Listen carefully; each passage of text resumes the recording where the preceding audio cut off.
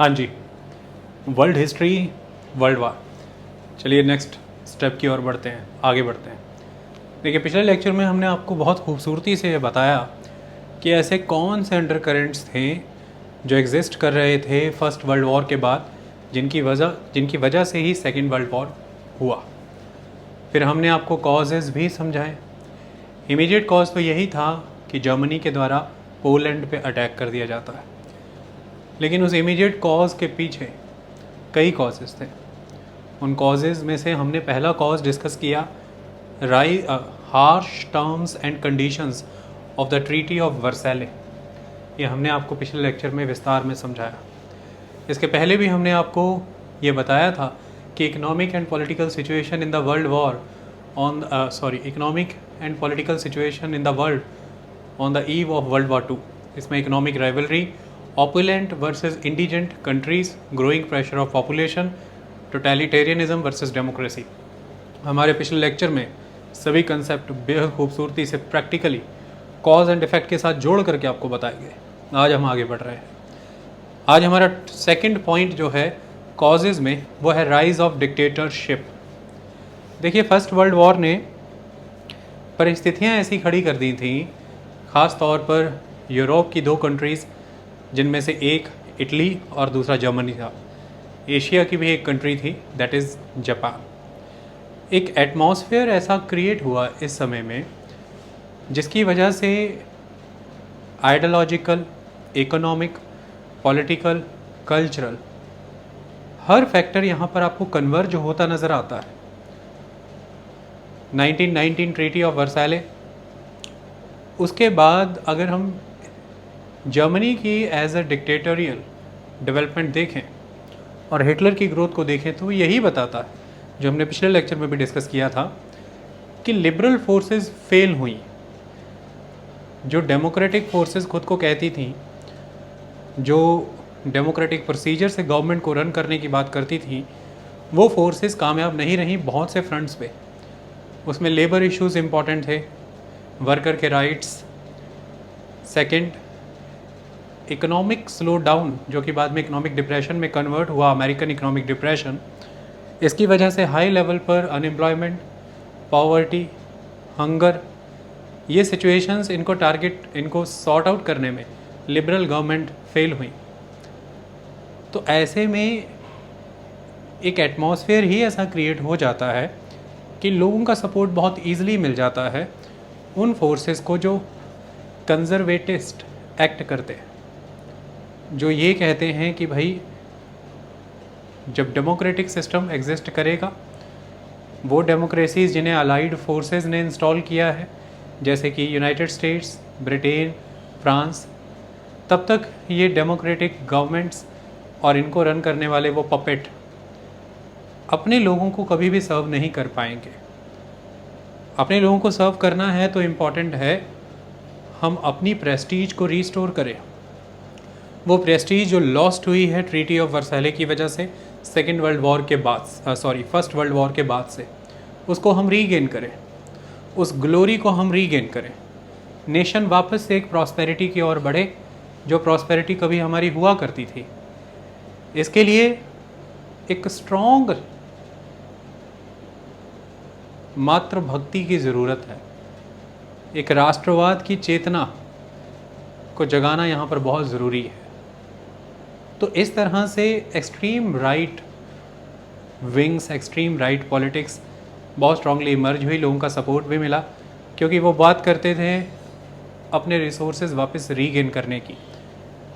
जैसे वर्सैले की ट्रीटी के बाद जर्मनी के बहुत सारे resource rich areas, France, Belgium, Holland, Britain, United states, इनके बीच बढ़ चुके थे। तो नाजी पार्टी ये कहती थी कि इन रिसोर्स रिच एरियाज़ को गेन किया जाए।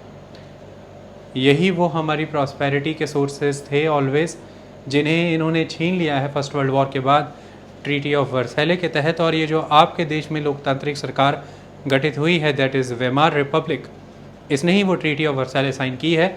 तो आज जो भी हमारी कंडीशन है उसके लिए रिस्पॉन्सिबल ये डेमोक्रेटिक रिपब्लिक गवर्नमेंट ही है। इसको ख़त्म करिए। तो लोग लामबंद हुए इस तरह की फोर्सेस के पीछे in extreme right wing politicians के पीछे, इन कंजर्वेटिस्टों के पीछे, क्योंकि ये उन्हें बता रहे थे कि वो उनके लिए प्रॉस्पेरिटी वापस ले आएंगे, वो उन रिसोर्स रिच एरियाज़ को वापस से गेन करेंगे। इसका आधार उन्होंने ये बनाया, और ये बहुत इंपॉर्टेंट है। जैसे जर्मनी में नाजीवादियों ने, हिटलर ने इसका आधार बनाया सुपीरियर रेस को, तो उसने ये बताया कि वी द प्योर आर्यंस, हम एक सुपीरियर रेस हैं, और बीइंग सुपीरियर रेस ये हमारा राइट बनता है कि हमारे पास ज़्यादा लैंड हो, ज़्यादा रिसोर्सेज हों, मोर land and more resources, a big territory, a big state, big nation. तो इसके तहत उन्होंने वापस से अपनी कॉलोनीज़ रीगेन करने की बात की, अपने लॉस्ट एरियाज़ को वापस रीस्टोर करने की बात की, एक्सपेंशनिज़म की बात की, अनेक्सेशन की बात की, मिलिट्रिज्म की बात की, फोर्स का इस्तेमाल करने की बात की, और लोग उनके साथ जुड़े। तो ये एक महत्वपूर्ण चीज़ है। इस तरह से एक डिक्टेटोरियल पावर्स का जन्म हुआ, क्योंकि आपने डेमोक्रेटिक इंस्टीट्यूशंस को ख़त्म किया। आपका कहना लोगों को ये था कि ये इंस्टीट्यूशंस हमारी जो विल है इस समय, हमारी जो एस्पिरेशंस हैं, उनको रिप्रेजेंट नहीं करते। ये वेस्टेड इंटरेस्ट के लोग हैं जो इन इंस्टीट्यूशंस को कंट्रोल कर रहे हैं। ऐसे में इन इंस्टीट्यूशंस के वाया जो लॉ बनेंगे, उन लॉज को और इन इंस्टीट्यूशन में बैठे लोगों को बहुत सारे प्रेशर ग्रुप्स अपने कंट्रोल में किए हुए हैं, और वो प्रेशर ग्रुप्स अपने बेनिफिट में काम करा रहे हैं। कभी वो प्रेशर ग्रुप्स सोवियत यूनियन के सोशलिज़म से प्रभावित है, कभी वो प्रेशर ग्रुप वेस्टर्न वर्ल्ड यानी कि ब्रिटेन, फ्रांस और यूएस के डेमोक्रेटिक आइडियोलॉजी से प्रभावित है। लेकिन ये वेस्टेड ग्रुप जर्मन्स के इंटरेस्ट में काम नहीं करने दे रहे हैं। We the Nazi and you the pure Aryan race, the superior Germans, not the Jews, not the Gypsies, no any other community, the Germans। तो ये एक कंसेप्ट है जिसके तहत इन्होंने लोगों में ये कहा, स्थापित किया कि rule by decree, dictation, dictated authority ही इस समय में रिक्वायर्ड है, क्योंकि किसी पे भी ट्रस्ट नहीं किया जा सकता है। हर पर्सन इंस्टीट्यूशंस में प्लांट किया जा रहा है उन बड़ी ताकतों के द्वारा, कभी रशिया और कभी अमेरिका। ऐसे में वो इंस्टीट्यूशंस को रन नहीं होने देंगे।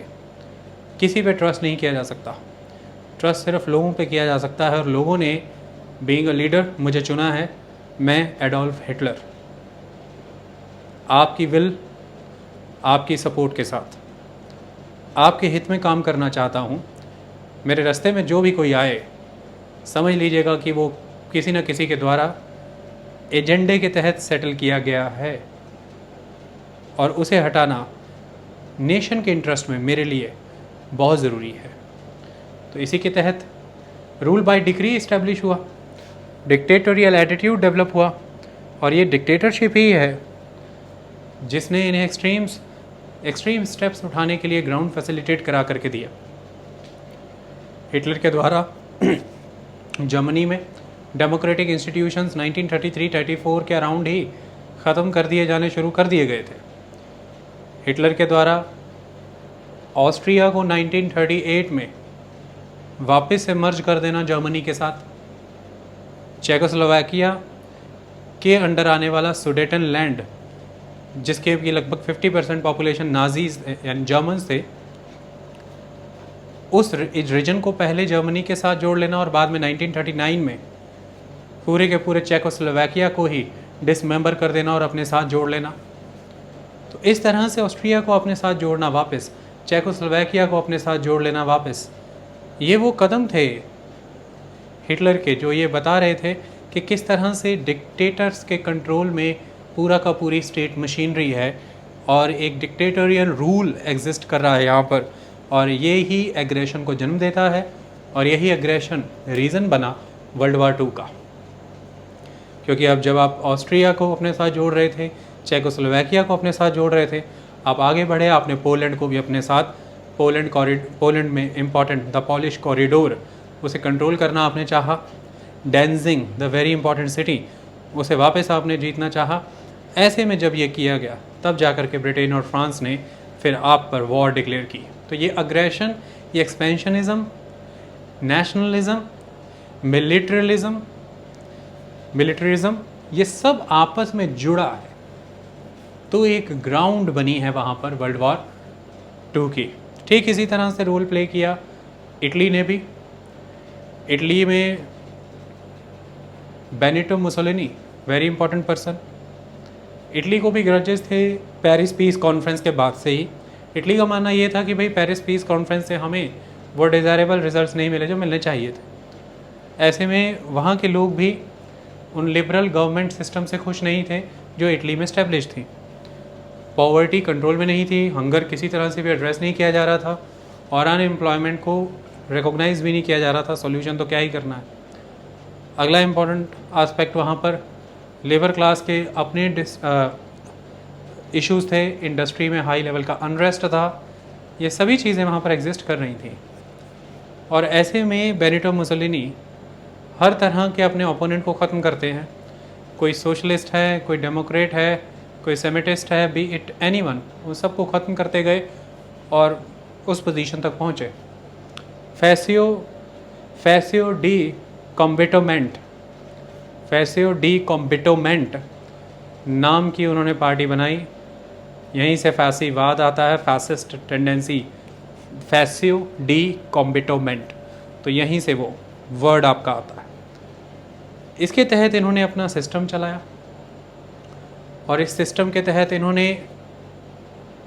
ये स्थापित करना चाहा कि सही मायने में इस समय इटली को किस चीज़ की ज़रूरत है। इटली को ज़रूरत है कि ये जो एक स्टेगनेंसी आ रखी है इकोनॉमी में, इसको एड्रेस किया जाए। इसको एड्रेस करने का तरीका ये है कि जो कैपिटलिज्म स्टेगनेंट हो गया है उस कैपिटलिज्म को पुश दिया जाए। और कैपिटलिज्म को अगर पुश देते हैं तो कौन सी फोर्सेस उसको अपोज करेंगी? Socialist forces. और उन सोशलिस्ट फोर्सेस में को सही मायने में रिप्रेजेंट कौन कर रहा है ग्राउंड पे? The worker. तो ये वर्कर सेक्शन है जो अपने लेबर राइट्स के नाम पर, ह्यूमन राइट्स के नाम पर सोवियत स्टेट्स और अमेरिका इन जैसी कंट्रीज़ के द्वारा सपोर्टेड हैं। और यही ग्रुप्स हैं हमारी कंट्री में जो कंट्री को मॉडर्नाइजेशन की तरफ, ग्रोथ की तरफ जाने नहीं दे रहे हैं।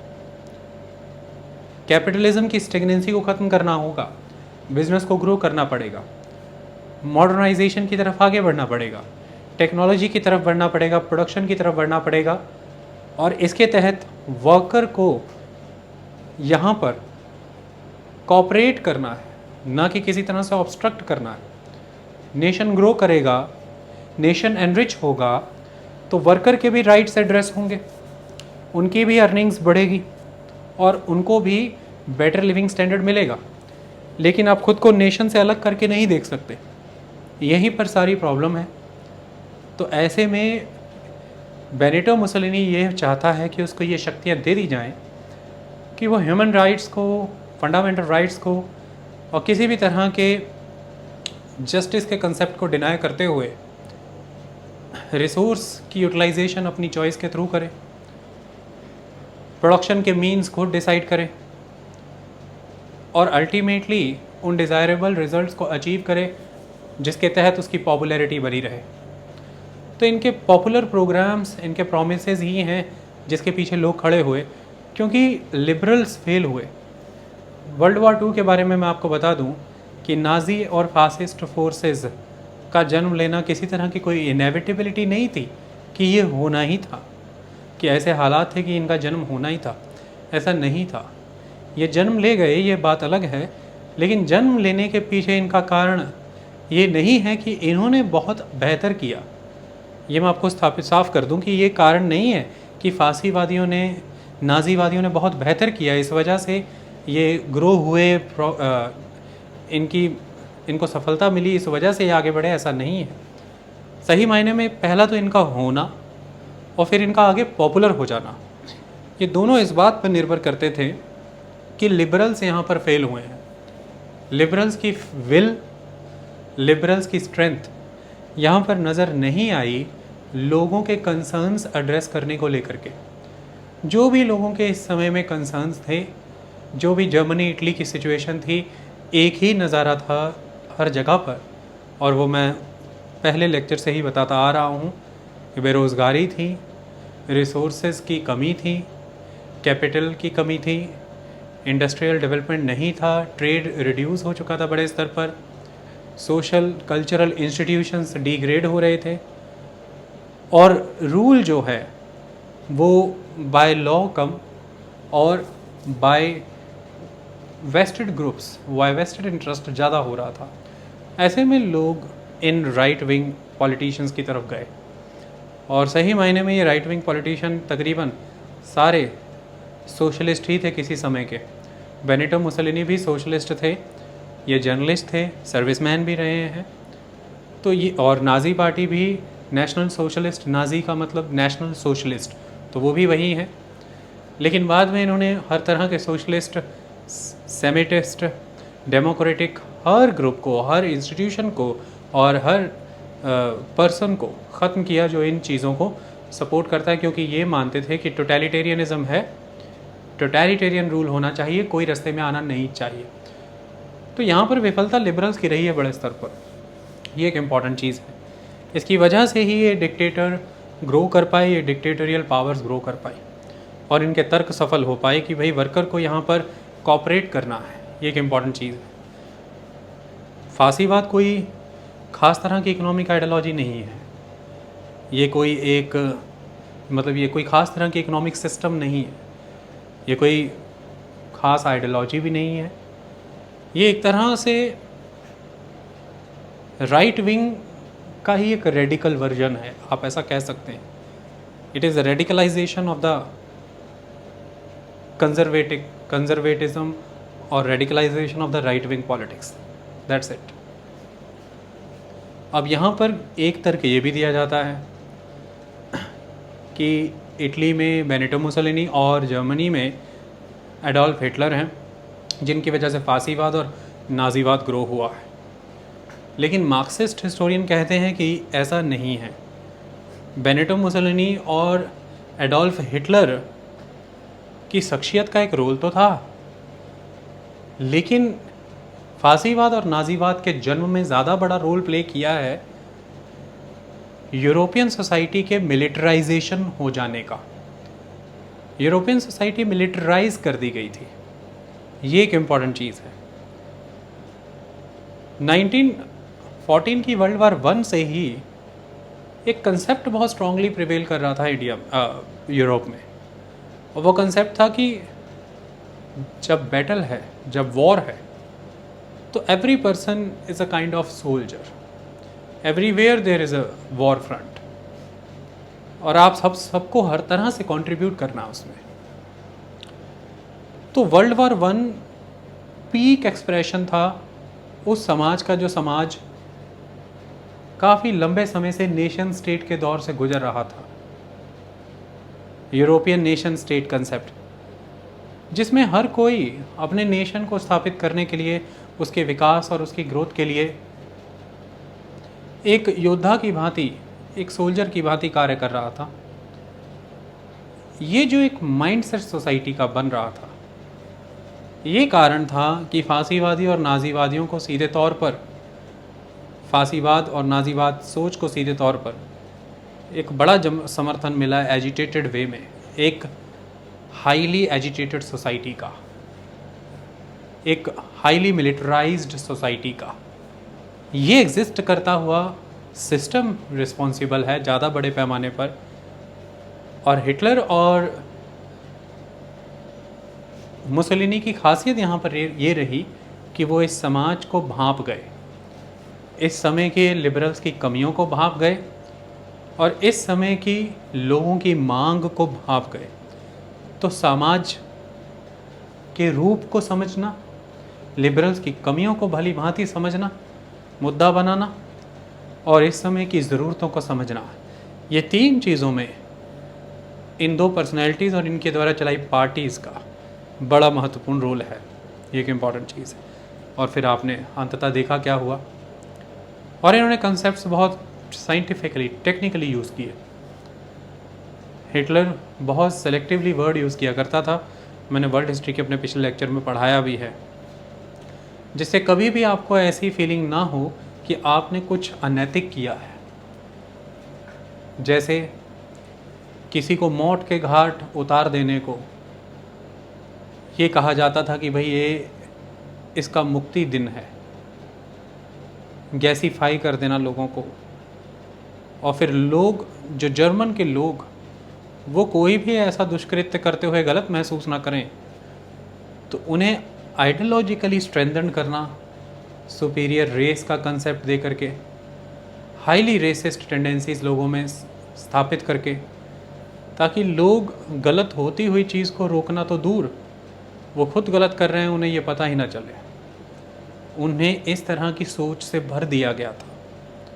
तो प्रोपेगेंडा बहुत इंपॉर्टेंट था इस दौर में। प्रोपेगेंडिस्ट इंस्टीट्यूशंस वो वेरी इंपॉर्टेंट। हर समय लोगों के माइंड की कंडीशनिंग की जाती थी, उनकी नर्चरिंग की जाती थी। और जब आप एक नरेटिव सेटल करना चाहते हैं, जब आप एक दिशा में कोई कंडीशनिंग करना चाहते हैं, लोगों को एक पॉइंट की तरफ विचार करने के लिए मजबूर कर देना चाहते हैं, ऐसे में यदि कोई उस नरेटिव को बदलना चाहे या कोई और नरेटिव सेटल होता दिखता है, तो फिर ये जो अथॉरिटेटिव रूलर होते हैं, जो डिक्टेटर होते हैं, उन इंस्टीट्यूशंस को, उन आइडियोलॉजीज़ को, उन आइडियाज़ को और उन पर्सनैलिटीज़ को ख़त्म करते हैं। इसलिए चाहे वो सोशलिस्ट हो, चाहे डेमोक्रेटिक हो, बी इट एनीवन, वो ख़त्म कर देते हैं। इसलिए इस दौर में हत्याएं बहुत होती हैं, मौत के घाट बहुतों को उतारा जाता है। तो एक रीन ऑफ टेरर आता है ऑटोमेटिकली। ये सोवियत यूनियन में भी हुआ, स्टालिन के समय में रीन ऑफ टेरर आया। ये कभी फ्रेंच रेवोल्यूशन के समय में भी हुआ था, मैक्सिमिलियन रॉबस्फेयर के समय में रीन ऑफ टेरर का दौर देखा। और ये हिटलर और मुसोलिनी के दौर में भी हुआ। एक टेरर का दौर होता है, कि डेटरेंस क्रिएट किया जाता है लोगों में, कि जो आप उन्हें दे रहे हैं बस वो उसी को आशीर्वाद समझ के ले लें, उसके विपरीत तो सोचने की इच्छा ही ना करें। जैसा आपने सोचने पर मजबूर किया है या जैसा आपने दिखाना चाहा है, वो देखें भी वैसा, सोचने पर भी वैसा ही मजबूर हों, और हर क्षण बस यही समझें कि वो सौभाग्यशाली हैं कि आप उन्हें प्राप्त हुए हैं, आप उनके सामने हैं, सन्मुख हैं, और आप उनके विषय में सोच रहे हैं, जबकि सही मायने में आप स्वयं के विषय में सोच रहे होते। क्योंकि यदि आप उनके विषय में सोच रहे हैं तो आप उन्हें सशक्त करेंगे, एम्पावर करेंगे। किसी की ज़रूरतें पूरी करना बिल्कुल सही है, कि उसे खाने को देना, रोज़गार देना, ये ठीक है, लेकिन उसका सशक्तिकरण करना, उसका एम्पावरमेंट करना, कि वो किसी रोज़गार के अधीन ना हो जाए, वो रोज़गार उत्पन्न करने की क्षमता रखे, वो रोज़गार के योग्य है ऐसी क्षमता उसमें हो, वो स्वयं विवेक से चल सके, आत्मसम्मान से जी सके, उसमें सोचने समझने की क्षमता हो, और वो प्रश्न करने की ताकत रखता भी हो, और इतनी बुद्धि भी हो। ये एम्पावरमेंट के लिए आपको उसे राइट्स देने होते हैं, आज़ादी देनी होती है, और ख़ुद के रूल को उन फ्री लोगों की विल से, उन फ्री लोगों की एस्पिरेशन से लेजिटिमेट कराना होता है, ना कि उन लोगों को अपने कंट्रोल में ले करके उनसे हाँ बुलवा करके अपने शासन को सुदृढ़ करना। लेकिन जर्मनी में, जापान में और इटली में ये हो रहा था, क्योंकि माहौल बन चुके थे वहाँ पर। मैंने आपको अभी समझाया, और मैंने बताया बहुत ही सेलेक्टिव वर्ड यूज़ होते थे। जैसे कि मुसोलिनी का कहना था कि एक कॉरपोरेट स्टेट हमने इस्टेब्लिश किया है, इस कॉरपोरेट स्टेट में there is corporation, capitalists are working, government is working, now the labor class must work for that also, so we need to achieve autarky। इस तरह के कंसेप्ट उस समय में बहुत फेमस थे यूरोप में। autarky, that is the self sufficiency, कि हम सेल्फ सफिशिएंसी अचीव करना चाहते हैं, सेल्फ सफिशिएंट बनना चाहते हैं, किसी पे निर्भर नहीं रहना, आत्मनिर्भर। उसके लिए वही कहानियाँ, रिसोर्सेज गेन करिए, टेरिटरीज कंट्रोल करिए, स्ट्रॉन्ग रूल बनाइए ताकि कोई आपको कंट्रोल ना कर ले, कोई आप पर विजय प्राप्त ना कर ले, आपकी प्रॉस्पेरिटी को हार्म ना कर दे, क्योंकि स्ट्रॉन्ग नेशन है तो स्टेबल पॉलिटी होगी, स्टेबल पॉलिटी होगी तो फिर इकोनॉमी फ्लरिशिंग स्टेट में होगी, और इकोनॉमी फ्लरिशिंग स्टेट में होगी तो लोग प्रॉस्पेरस होंगे, खुश होंगे, लिविंग स्टैंडर्ड अच्छा होगा। और इसी को माना जाता था कि यही तो आज़ादी है, यही तो अधिकार है, और क्या होता है। लेकिन अधिकार और आज़ादी इससे भी बहुत परे होती है। तो कुल मिलाकर के ये चीज़ें उस समय में इस तरह के वर्ड, चाहे वो आउटैरिकी था, सेल्फ सफिशेंसी, चाहे वो कोऑपरेट स्टेट, ये हर जगह पे ही आपको दिखा होगा, इसे स्थापित करने की बात की। और जो भी इसके आड़े, इसके रास्ते आया, बस उसको दबाया, ख़त्म किया। ये एक इम्पॉर्टेंट चीज़ है। तो ये एक डिक्टेटोरियल स्टेट का समय था। जापान का मैं अभी बताऊंगा जब हम बिगिनिंग ऑफ वॉर की तरफ बढ़ेंगे। नेक्स्ट है the failure of the league of Nations. League of nation ज़बरदस्त फेल हुई फर्स्ट वर्ल्ड वॉर के बाद से सेकेंड वर्ल्ड वॉर तक। यही कारण है कि फिर लीग ऑफ नेशन को रिप्लेस किया गया यूनाइटेड नेशंस ऑर्गेनाइजेशन से। लेकिन फिर भी league of nation united nation organisation की प्रेडेसेसर है।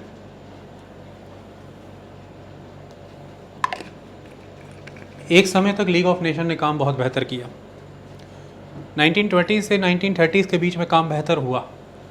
25 से 29 के बीच में बेहतर काम को देखते हुए ही 50 देश नए जुड़े भी लीग ऑफ नेशन में।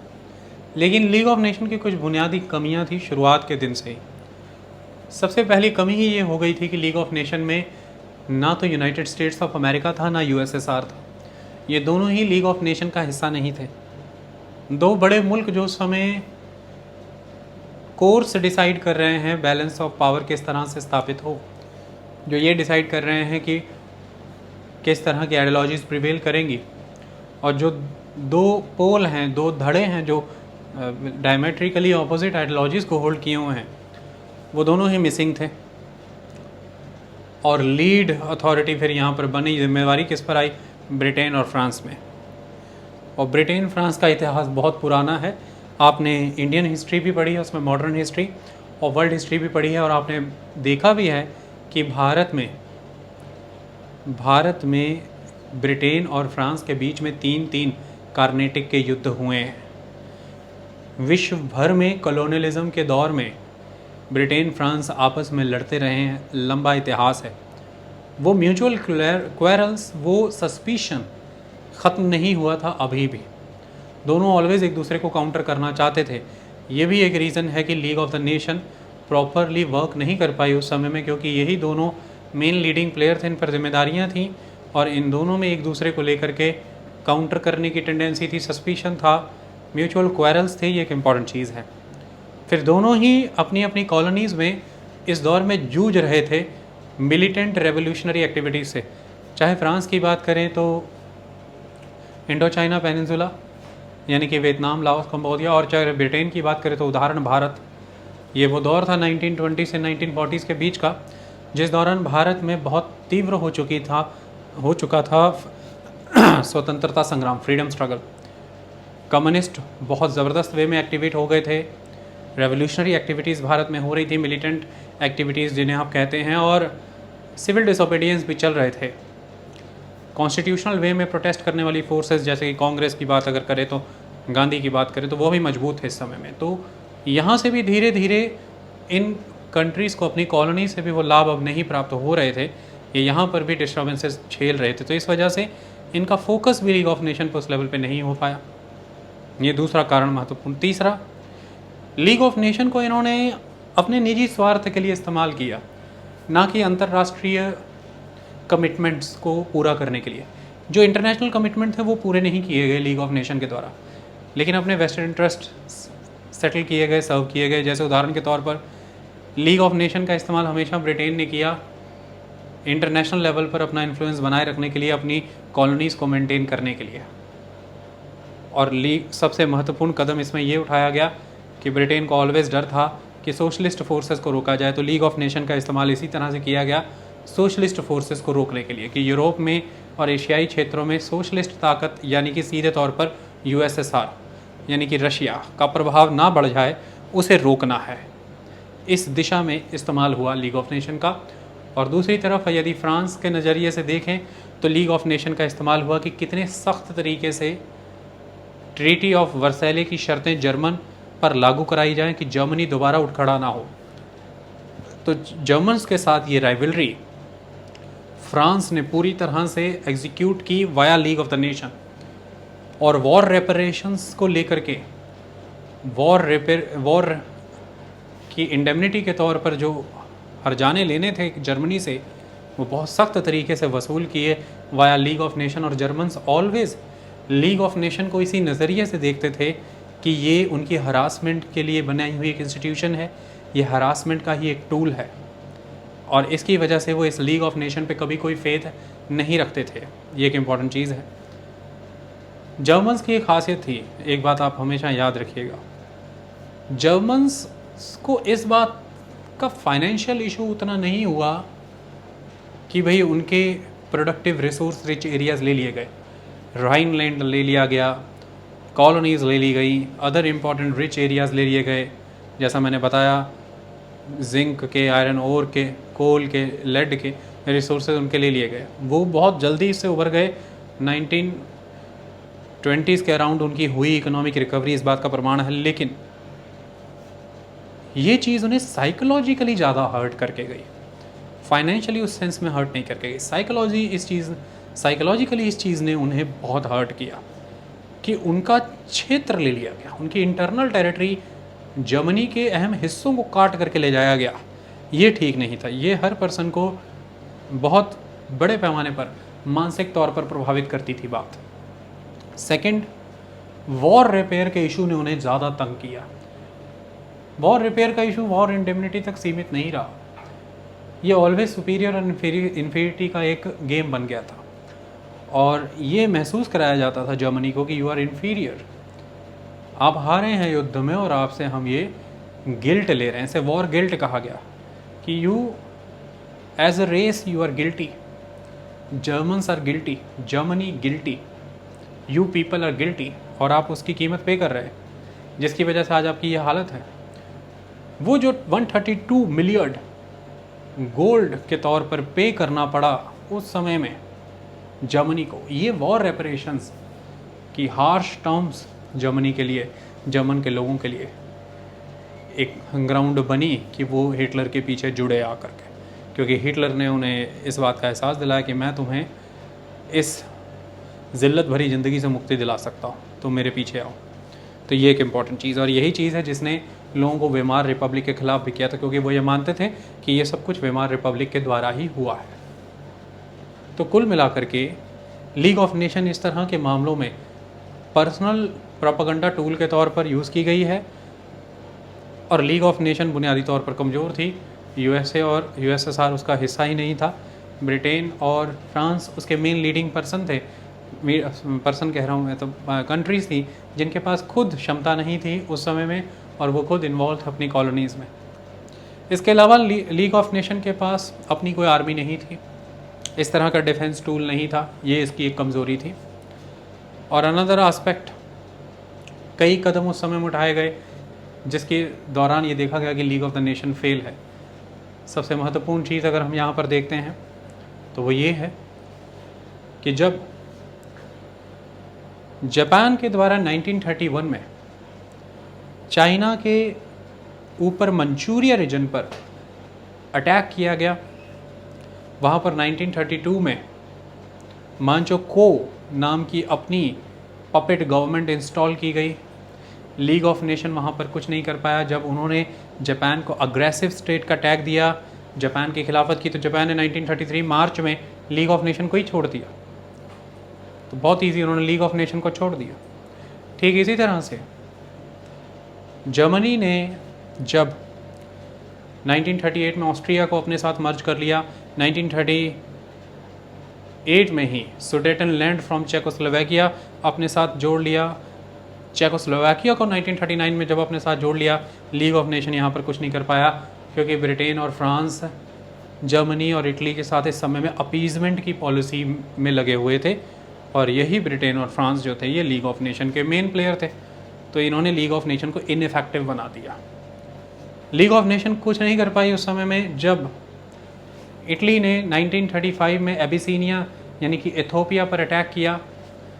1936 में एडिस अबाबा यानी कि कैपिटल वहाँ की कंट्रोल की, लीग ऑफ नेशन ने इसकी खिलाफत की और इटली चला गया जर्मनी के पास, यानी कि मुसोलिनी चला गया हिटलर के पास और उसके साथ संबंध बना लिए। और इसी के तहत 1937 में एंटी कॉमिंटन पैक्ट हुआ।